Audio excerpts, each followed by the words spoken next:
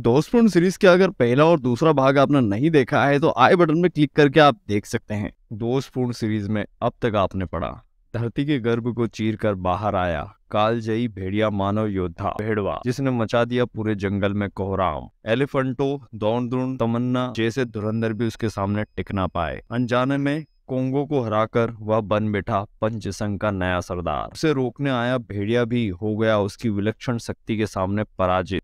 अब आगे क्या होगा जब सामने और भी कालजयी योद्धा आएंगे युद्ध की रणभूमि में। अगर आप ये कॉमिक्स खरीदना चाहते हो तो डिस्क्रिप्शन में इसकी लिंक दे रखी है, जहां से आप कॉमिक्स खरीद सकते हैं। भेड़वा दोबारा अपनी दुनिया में आ जाता है। वहीं महाकंदना नाम की एक गुफा होती जहां गुरु सुंडी का निवास स्थान होता है। तभी भेड़वा वहां आ जाता है और कहता है, गुरुजी, मैं आपके कहे अनुसार अभियान को सफल करके दोबारा से लौट कर आ चुका हूं। तभी कहानी बैक में जाती है कि आखिर क्यों भेड़वा को गुरु सुंडी ने ऊपर की धरती पर भेजा था। सुंडी गुरु ध्यान में होते हैं, उनको जागो सुंडी बार बार आवाज आती रहती है और मरकट नाम की एक मणि का आभास होता है। तभी वह भेड़वा को बुला लेते हैं और कहते हैं कि हम जिस जगह पर जिस दुनिया में रह रहे हैं वो पूरी दुनिया का एक महज छोटा सा ही हिस्सा है। इसके अलावा भी धरती बहुत बड़ी है। इस जगह का रास्ता बंद कर दिया गया था, जिसे हाल ही में मरकट मणि के मिल जाने से हमें यह मिल चुका है। गुरु सुंडी उसे मरकट मणि दिखाते हैं और कहते हैं कि यह देवी मणि है जो एक स्थान पर एक जगह पर नहीं रहती है, हमेशा स्थान बदलती रहती है और इसमें अनंत ज्ञान और ढेर सारी शक्तियां हैं, जिसकी वजह से हमें दोबारा से वो रास्ता मिल चुका है बाहरी दुनिया का। तुम हमारी प्रजाति के सबसे बड़ा योद्धा हो तो मैं चाहता हूं कि तुम बाहर की दुनिया में जाओ और वहां की जानकारी इकट्ठा कर कर लेकर आओ, और अगर वहां कोई बड़ी मुश्किल हो तो तुम्हारा बाहुबल ही काफी है उसके लिए। लेकिन अगर कोई देवी शक्ति से तुम्हारा सामना हो तो उसके लिए मैं तुम्हें सर्वास्त्र दे रहा हूँ, जिसकी मदद से तुम हरा सकोगे किसी भी देवी शक्ति धारक को। बाहर की दुनिया में जाने से पहले भेड़वा अपने घर जाता है। वहां उसकी बहन होती है वृक्की, जिसे वो सब कुछ बता देता है, जिसकी वजह से वृक्की जो होती है जिद्दी होती है और वो पीछे पड़ जाती है कि मुझे भी बाहर का संसार देखना और मुझे भी वहां जाना है, मैं भी चलूंगी। लेकिन भेड़वा मना कर देता है, जहां वृक्की गुस्सा हो जाती है और तब फिर भेड़वा कहता है कि वो उसके लिए वहां के संसार से बहुत ही सुंदर सा गिफ्ट लेकर आएगा। इसके बाद कहानी दोबारा से प्रेजेंट टाइम में आ जाती है, जहां भेड़वा वृक्की के लिए लाए हुए फूल दिखाता है गुरुजी को, जहां गुरुजी गुस्सा हो जाते हैं और कहते हैं कि तुमने वृक्की को बताया क्यों इस सब अभियान के बारे में, क्योंकि वृक्की पहले ही जिद्दी है और वह हो ना चाहते भी वहां जाएगी ही जाएगी। और दूसरी ओर वृक्की अपने दोस्तों के साथ आखिर गुफा से बाहर जाती है और वहीं जंगलों में एक बड़ी सी नदी दिखाई देती है, जहां वह सब कूद के पानी की प्यास बुझाते रहते हैं और बड़े ही खुश हो जाते हैं। और अद्भुत जगह देख के सब खुश होते रहते हैं कि अचानक कुछ जानवर दिखाई देते हैं, जहाँ महाग्रीव नाम का एक बंदा होता है जो उस हाथी को मारता है, उसका खून पी जाता है बड़े ही वहशी अंदाज में। वहीं वृक्की को फूलों की सुगंध बड़ी पसंद आती है तो वो चल देती है फूल देखने के लिए। उसके पीछे पीछे उसके सारे दोस्त चले जाते हैं, जहाँ वह कहती है कि ये फूल कितने सुंदर हैं। ये बात सुनते ही महाग्रीव सीधे पहाड़ी पर चढ़ जाता है फूल तोड़ने के लिए।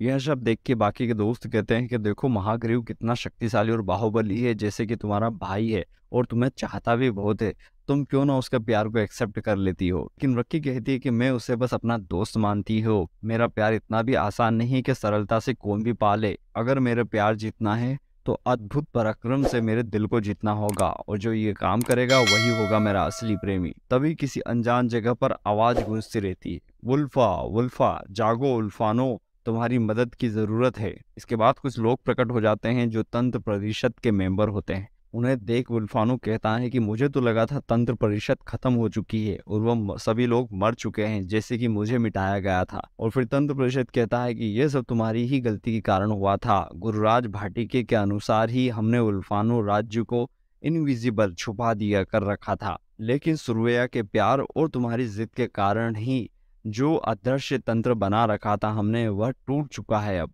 फिर कहानी बहुत साल पीछे चले जाती है, जहां गुरुराज भाटिके इनविजिबल कर रखे वुल्फानो में एक छोटा सा रास्ता बनाने को कहते हैं रक्षा परिषद से, क्योंकि राजा वुल्फानो को एक लड़की से प्यार हो जाता है जो कि एक मानव होती है, और अगर इनविजिबल जोन है में उसे आना है तो वहां कुछ रास्ता होना चाहिए, क्योंकि बाहर की दुनिया के लोग वहां आ नहीं सकते और देख भी नहीं सकते। लेकिन सुरक्षा तंत्र परिषद मना कर देता है कि एक मानव लड़की की वजह से पूरी दुनिया को हम नहीं बताना चाहते हैं हमारी दुनिया के बारे में, और अगर ऐसा हुआ तो पूरी दुनिया तबाह हो जाएगी। गुरुराज कहते हैं कि हाँ मुझे पता है, लेकिन मैंने इसका उपाय खोज लिया है। मैंने एक व्यूह ढूंढा है जो हमारी दुनिया जैसा ही है, लेकिन वो खाली है और वो छुपा पड़ा है, जिसे तंत्र से ही ढूंढा जा सकता है।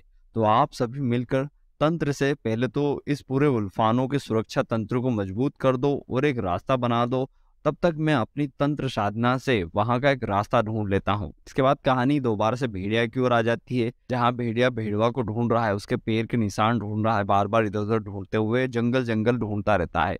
तभी उसे दिखाई देता है हाथी का मरा हुआ हिस्सा और कुछ जानवर मरे हुए दिखाई देते हैं, जहाँ बहुत ही वहशी तरीके से उसका खून पिया हुआ रहता है।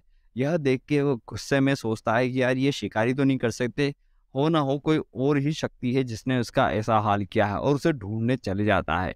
तभी कुछ दूर पे उसे भेड़िया जैसे ही मानव दिखाई देते हैं, जिन्हें देखते ही वो हमला कर देता है और चिल्लाता है कि कौन हो तुम लोग, बिना परमिशन के कैसे आ गए मेरे जंगल में। तभी भेड़िया को एक मुक्का पड़ता है और वह दूर जाके गिर जाता है। इसके बाद महाग्रीव अपनी सप्त संध्या विद्या से तीर चला देता है, लेकिन भेड़िया बड़ी ही फुर्ती से उन तीरों से बच जाता है।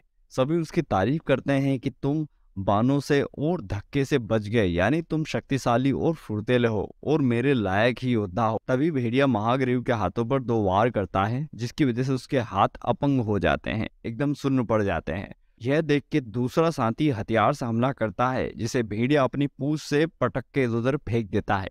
तभी पिनाक नाम का एक बंदा आ जाता है और वो तीर चलाता रहता है, लेकिन भेड़िया बच के स्पीड से उसके तीर की डोरी को तोड़ देता है, उसे भी अपनी पूंछ से पटक देता है। वहीं दूर से ही देख रही वृक्की भेड़िया से काफी इंप्रेस होती रहती है। वहीं दूसरी ओर वुल्फानो तंत्र गुणों से मुजोरी करता है और कहता है कि ऐसी कोश शक्ति पैदा हो गई जो गुरुराज भाटी के जैसे महायोद्धा और तंत्र गणों जैसे सदस्यों को भी हरा दे।